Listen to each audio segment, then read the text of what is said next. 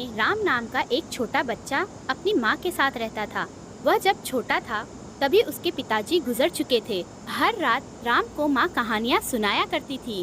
राम की एक छोटी बहन भी थी। तेरी बहन तो सो गई, तुझे अब तक नींद नहीं आ रही? आज कौन सी कहानी सुनाने वाले हो? हर रोज एक ही कहानी सुनाती हो ना माँ, आज नई सुनाओ ना। कहानी सुनाऊंगी, लेकिन एक बात बता, पाठशाला से आते हुए भागते हुए क्यों आ रहा था? ऐसा क्या हुआ था? अगर आप मुझे कहानी नहीं सुनाओगी तो मुझे नींद कैसे आएगी माँ? कहानी सुनाओ ना माँ। पहले मेरे सवाल का जवाब दो। कहीं तूने फिर से कुत्तों के बच्चों को तो नहीं मारा? ऐसे किसी को मारना अच्छा नहीं होता, पाप लगता है, पता है ना? हाँ माँ, मैंने कुत्ते के छोटे बच्चों को मारा।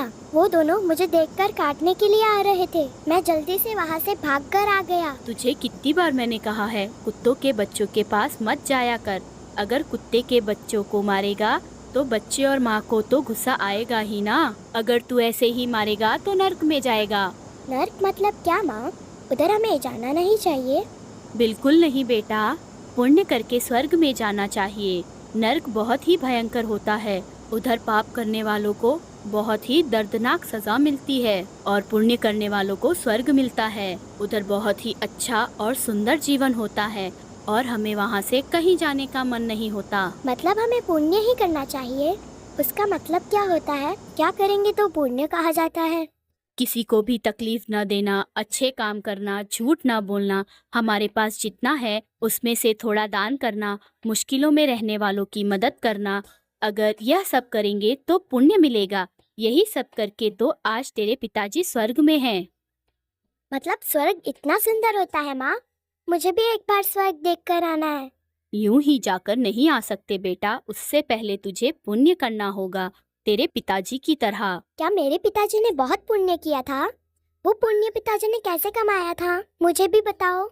ठीक है, तो आज तुझे तेरे पिताजी की कहानी सुनाती हूँ। सुन, तेरे पिताजी गांव के सभी लोगों से मिलकर रहा करते थे। राजा जी के पास काम किया करते थे, हमेशा लोगों की सहायता किया करते थे। वैसे एक दिन नदी किनारे। ठीक है, ये सामान सभी ले जाकर नाव पर चढ़ा दो। पहले ही बहुत देर हो चुकी है। सुबह तक ये सामान मेरी दुकान पर पहुंच जाना चाहिए। क्या धनीराम सेठ, तुम्हारी दुकान में बेचने के लिए कुछ बोरियों में लाए हो क्या? हाँ नरेश, ये कुछ नई चीजें मेरी दुकान में बेचने वाला हूँ। ये सब बहुत ही बहुमूल्य है। बादाम, काजू और कुछ मसाले भी हैं।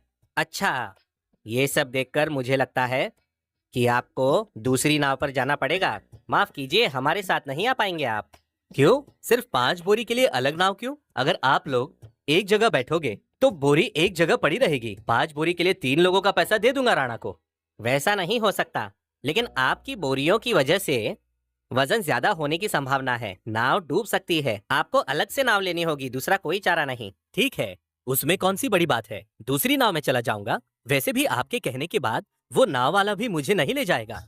आप लोगों को छोड़कर आने के बाद वो मुझे ले जाएगा। चलो राणा, अब चलते हैं। हमें गांव जाना है। तुम्हारी नाव छोड़कर दूसरा कोई द्वार नहीं है हमारे पास। और कुछ समय रुक जाते हैं नरेश जी। अभी 3 लोग हैं और 2 लोग आएंगे तो चलते हैं। 5 लोग होंगे तो मुझे भी कुछ लाभ होगा जी। थोड़ा भी बुरा मत मानिएगा नरेश जी। तभी धीरे धीरे बारिश शुरू होती है और छोटी छोटी बूंदें भी गिरती हैं। बाप रे, बारिश शुरू हो गई। अगर बढ़ गई तो मेरा सामान पूरा भीग जाएगा। राणा, वो 2 लोगों का पैसा भी मैं देता हूँ। इस सामान को गांव तक पहुँचा दे बाबू, पुण्य मिलेगा। वो सामान नाव पर रखोगे तो नाव डूब जाएगी। पहले ही कहा ना, फिर क्यों जिद कर रहे हो? वैसा नहीं है नरेश, मेरी बातों को समझो। सिर्फ इस बार मुझे आने दो, मना मत करो। ले लेते हैं नरेश जी, बेचारे का सामान भीग जाएगा। जरा समझिए, अगर तुझे लगता है कि कोई खतरा नहीं है तो फिर तू ले सकता है। वह सब आप मुझे पर छोड़ दीजिए। ओ धनीराम सेठ, सामान नाव पर चढ़ा दीजिए। सामान नाव पर चढ़ाने के बाद नाव चलने लगती है। जब नदी के बीचों बीच नाव पहुंचती है तभी जोर जोर से बारिश शुरू होने लगती है। तब राणा कहता है, बाप रे, जोर जोर से बारिश हो रहा है जी। अभी तक तो हम आधे रास्ते भी नहीं पहुंचे। पता नहीं क्या होगा जी। जितनी जल्दी हो सके हम नदी को पार करने की देखते हैं। हवा भी बहुत जोरों से चल रही है। नाव भी इधर उधर टहल रही है। संभाल कर बैठिएगा, नीचे गिर सकते हैं हम। अरे बाप रे, लगता है नाव डूब जाएगी। वजन कुछ ज्यादा ही हो गया। अगर आप हाँ कहो तो बोरियों को नीचे फेंक देता हूँ। ऐसा करने से हम नदी जल्दी पार कर पाएंगे जी। अरे ये क्या कह रहे हो? सामान बहुत ही बहुमूल्य है। अगर ऐसा किया तो मुझे बहुत नुकसान होगा। कैसे भी नदी पार करवा दो। अरे धनीराम सेठ, तुम्हारे प्राण से ज्यादा तुम्हारा सामान जरूरी है क्या? ऐसे ही वाद विवाद चलते समय अचानक नाव पलट जाती है और उन लोगों के साथ साथ नदी में सामान गिर जाता है। तूफान और तेजी से बढ़ने लगता है। सब लोग अपनी अपनी जान बचाने लगते हैं। तभी डरा हुआ राणा लोगों को छोड़कर खुद ही नदी पार करने लगता है। अरे काका, मेरा हाथ पकड़ो, पहले तुम्हें नदी पार कराता हूँ। तभी नरेश तीनों की जान बचाकर धनीराम की जान बचाने के लिए वापस जाता है। तब उससे कहता है, मैंने तुम्हें पहले ही कहा था ना, उस सामान को फेंक देते हैं, लेकिन तुम सुनते कहाँ हो। अभी देखो, हमारी जान पर आ बनी है, जल्दी हमें किनारे जाना होगा। धनीराम की जान बचाने के बाद पानी का प्रभाव बहुत ज्यादा होने के कारण तुम्हारे पिताजी डूब गए और उसी में उनकी मौत हो गई।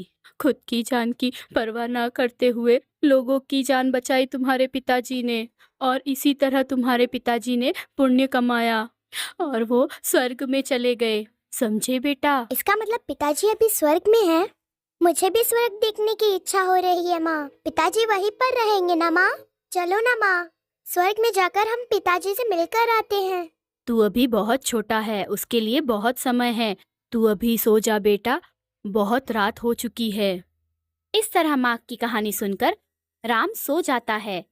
तभी आधी रात को उसे एक सपना आता है। उसके सपने में पिताजी उसे दिखाई देते हैं। बेटा राम, तुझे स्वर्ग कैसा होता है ये देखना है ना? हाँ हाँ, मुझे स्वर्ग देखना है। वो बहुत ही सुंदर होता है ना? वहाँ भगवान और स्वर्गदूत भी है ना? माँ ने बताया मुझे। लेकिन आप कौन है? क्या आपने स्वर्ग देखा है? मैं तेरा पिता हूँ बेटा।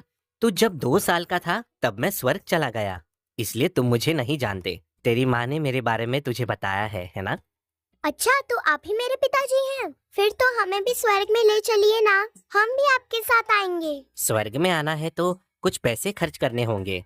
जैसे अगर गांव में मेला लगा हो तो वहाँ जैसे हम पैसे खर्च करते हैं उसी तरीके से, समझे बेटा? मैं भी माँ के पास जाकर कुछ पैसे लेकर आता हूँ और उसे खर्च करके स्वर्ग देखता हूँ।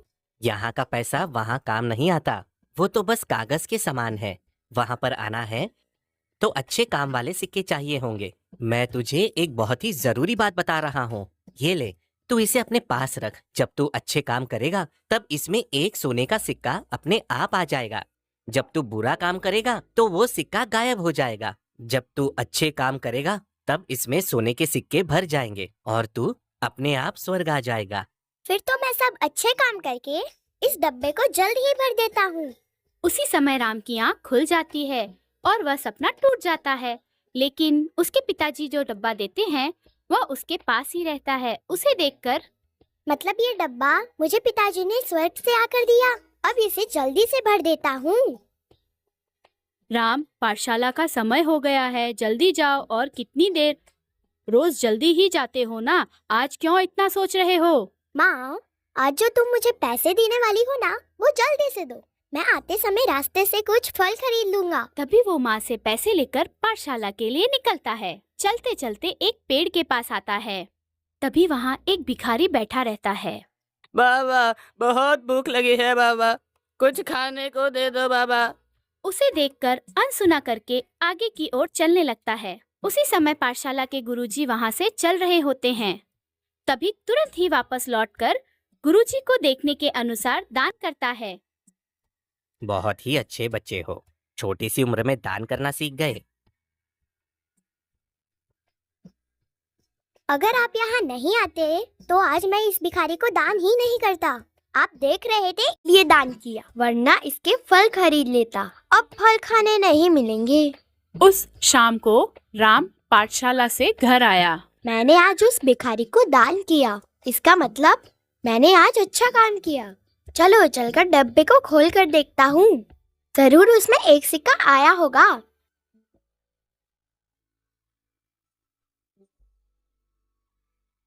अरे ये क्या, मैंने माँ से जो पैसे लिए थे फल ले लूंगा ये सोचकर उस भिखारी को दे दिए, फिर भी इसमें कुछ नहीं है। ये डब्बा बेकार है, शायद वो एक सपना ही था। ऐसा सोचकर उस रात वो सो जाता है। तभी फिर से पिताजी सपने में आते हैं। पिताजी, मैंने जैसे आपने कहा वैसे अच्छा काम किया, उस भिखारी को पैसे दे दिए, फिर भी इसमें सिक्का नहीं आया। अच्छा काम करके भी ऐसा क्यों हुआ? तूने जो दान किया वो गुरुजी को दिखाने के लिए किया। वैसे भी तुझे जो गुरुजी से मिलना चाहिए था वो तुझे मिला ना, फिर क्यों दुखी हो रहा है? इसमें दुखी होने की कोई बात नहीं। देख, अगर तू किसी लाभ के लिए अच्छा काम करता है तो वो व्यापार कहलाता है, फिर उसे पुण्य क्यों कहा जाएगा? तू ही बता। सचमुच पुण्य करके आ, फिर डब्बे के अंदर देख, तब सिक्के दिखाई देंगे। फिर दूसरे दिन उठकर माँ से पैसे लेकर पाठशाला जाने के लिए जो रास्ता होता है, वहाँ उसे एक गाय का बच्चा गड्ढे में फंसा हुआ दिखता है और उसकी माँ दुखी होकर यहाँ वहाँ घूमती रहती है। अरे ये क्या, गाय का बच्चा तो खड्डे में फंसा हुआ है। चलो अच्छा हुआ ये गाय का बच्चा बाहर निकल गया। अरे ये गोपी कहीं नजर नहीं आ रहा, वो हमेशा यहीं पर तो मिलता है मुझे। वैसे उसका घर पास में ही है, जाकर मिल के आता हूँ। जब वो गोपी के घर जाता है तब वो देखता है कि गोपी को बुखार है और वो गरीब घर के होते हैं। बेटा, आज गोपी को बुखार आया है, बहुत ही हालत खराब है। वैद्य दवाई देकर गए हैं, लेकिन मैं इसे खाना नहीं खिला पा रही हूँ। मेरे पास पैसे नहीं हैं बेटा, क्या करूँ, कुछ भी समझ नहीं आ रहा। डरिए मत माँ जी, मैं अभी जाकर फल लेकर आता हूँ। तभी राम फल बेचने वाले के पास जाकर उसको पैसे देता है। उससे संतरे लेकर गोपी के घर जाता है और उनसे कहता है, माँ जी ये लीजिए संतरे, ये इसे खिला दीजिए। फिर शाम को माँ से और पैसे लेकर मैं कुछ फल लेकर आऊंगा। आप दुखी मत हो और चिंता तो बिल्कुल मत कीजिए। तू इतना छोटा होकर भी कितना बड़ा दिल रखता है। तू हमेशा सुखी रहे, यही भगवान से प्रार्थना है मेरी। उसी दिन राम किसी भी तरह का मन में लालच न रखते हुए 2 अच्छे काम करता है। फिर घर जाकर वह डब्बा देखता है। आज डिब्बे में 4 सिक्के दिख रहे हैं, ये मेरे अच्छे कामों का ही फल है। आज के बाद मैं सिर्फ और सिर्फ अच्छे काम ही करूँगा। इस डब्बे को जल्दी से भर के स्वर्ग में चला जाऊंगा। एक दिन राम की बहन खिलौनों से खेल रही होती है। तभी राम उससे कहता है, क्या रे, मेरे खिलौने से क्यों खेल रही है? ये खिलौना मेरा है, समझी? मुझे वापस कर वरना एक मारूंगा। इस खिलौने से मैं ही खेलूंगी, मुझे खेलने दे, जा यहाँ से। ये बात है, रुक तुझे अभी दिखाता हूँ। ऐसा कहकर अपनी बहन को मारता है और उससे खिलौना खींच लेता है। तभी छोटी बहन रोने लगती है। फिर उस डिब्बे को खोलकर देखता है। अरे ये क्या, इसमें तो अब 3 सिक्के ही बचे हैं। आज मैंने मेरी बहन को दुखी किया, इसलिए ये एक सिक्का गायब हो गया। अरे बाप रे, आज के बाद किसी को भी दुखी नहीं करूँगा और कभी भी कोई गलत काम नहीं करूँगा। तभी से राम अच्छा काम करते हुए 4 लोगों की मदद करते हुए बड़ा होता है। तभी लोगों की मदद करना राम की आदत बन जाती है और अपने दान करने की आदत को वो कभी नहीं भूलता। ऐसे ही करते करते वो डब्बा पूरी तरह भर जाता है। तभी राम अपने आप में सोचता है, अरे वाह, बहुत सालों बाद ये डब्बा भर गया है, जल्दी जाकर स्वर्ग को देखता हूँ। ऐसा सोचकर रास्ते से जाता रहता है। तभी उसे एक साधु दिखाई देता है। उन्हें देखकर राम उनसे एक सवाल पूछता है। क्या हुआ स्वामी जी, आपको क्यों दुखी हो आप? कुछ ढूंढ रहे हैं क्या? कहीं पैसे तो नहीं गुम हो गए? हाँ बेटा, तेरे हाथ में जो डब्बा है ना बेटा, वैसे ही एक मेरे पास था। मैंने उसे बहुत ही मेहनत से भरा था, लेकिन अब वो मुझे नहीं दिखाई दे रहा। मैंने भी सोचा था कि मैं स्वर्ग में जाऊंगा, लेकिन फिर से मुझे और एक डब्बा भरना होगा, लेकिन उसे भरने में बहुत साल लगते हैं। उसी बात का दुख है मुझे बेटा। अरे स्वामी जी, दुखी मत होइए, मेरे पास जो डब्बा है वो ले लीजिए। आप बूढ़े हो गए हैं ना, फिर आपको ऐसा डब्बा भरने के लिए बहुत समय लगेगा। मैं तो जवान हूँ, मेरे पास अभी भी समय है। ऐसे और बहुत डब्बे मैं भर सकता हूँ। बिना कुछ सोचे आप इस डब्बे को ले लो। तभी वो स्वामी पिताजी के रूप में आते हैं और कहते हैं, देखा राम, अभी गलती करने में भी तुम कितना डर रहे हो, है ना? सभी अच्छे काम करने वालों को स्वर्ग कभी भी आंखों के सामने ही दिखता है। एक बार अपनी आंखें बंद कर लो बेटा। तभी राम अपनी आंखें बंद करता है। उस समय राम को माँ की बताई हुई कहानियों से भी सुंदर स्वर्ग दिखाई देता है।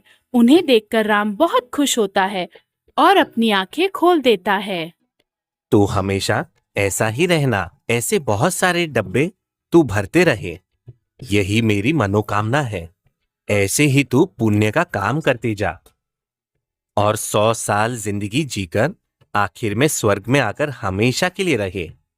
पिताजी के कहकर जाने के बाद राम अच्छे काम करते हुए, कभी किसी को दुख न देते हुए सभी की सहायता